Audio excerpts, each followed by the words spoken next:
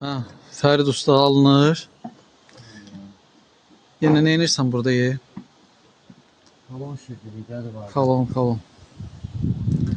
Görürsünüz deməli bu süni kalonlardır. Belə bir dekor verilib evin girəcəyində. Həyət qapısının deməli sağ tərəfində belə bir dekor verilib. Daraqdır, daraq tipli konstruksiyada yığılır orada. Üzərində kermoqran daşlarla işlənir. Tinlər 45 dərəcə kəsimlə işlənir. Deməli hər bir daş yerinə belə ideal şəkildə oturması üçün dəfələrlə qoyulur. Bir balaca 1 milli orada diş verməsi varsa o götürülür, kənara qoyulur, tezdən cilalanır, tezdən yerinə otuzdurulur ta ki həmin o lazım olan və tələb olunan görüntünü alana qədər. Yəni hamısı bir-bir incəliklə, səliqə ilə, estetik görünüş baxımından ideal görüntü versin deyənə usta bunun üzərində işləyir. Sonra da soruşurlar ki, pagon nədir?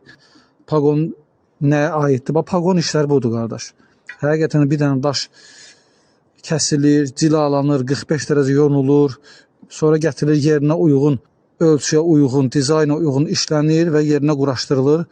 Yekunda da inşallah final görünüşünü sizə təqdim edəcəm.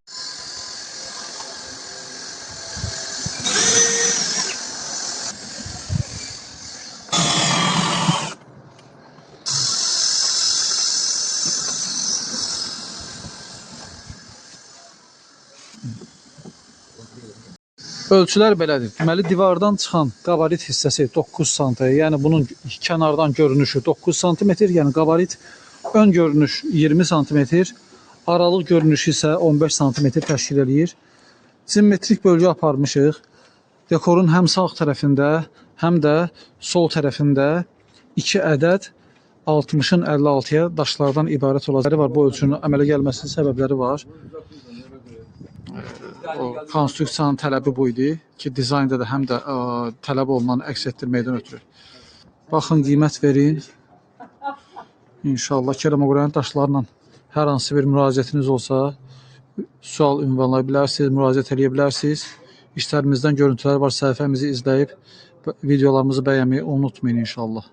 Təşəkkür edirəm.